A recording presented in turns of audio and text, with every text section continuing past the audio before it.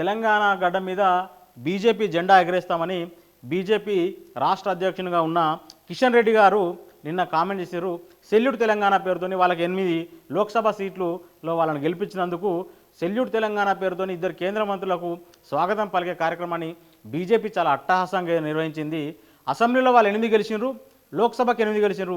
ఈ 8 గెలిస్తే ఎన్నికలు ఎప్పుడొచ్చినా 88 స్థానాల్లో గెలుస్తామని చెప్తున్నారు. 8, 8, 16 అవుతుంది కూడితే 8, 8, 80 అవుతుంది, 88 అవుతుందా లేదా అనేది ప్రజా తీర్పు మీద ఆధారపడి ఉంటుంది.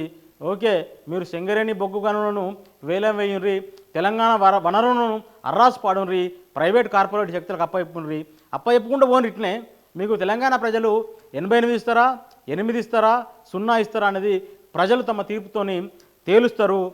మీరు మీకు ఇచ్చిన అధికారాన్ని ప్రజలకు మంచి చేయడానికి, తెలంగాణ ఐషత్ పెంచడానికి మీరు ప్రయత్నం చేయాలి తప్ప ఇలాంటి ప్రయత్నాలతోటి మీ పార్టీ పెరగదు తెలంగాణలో.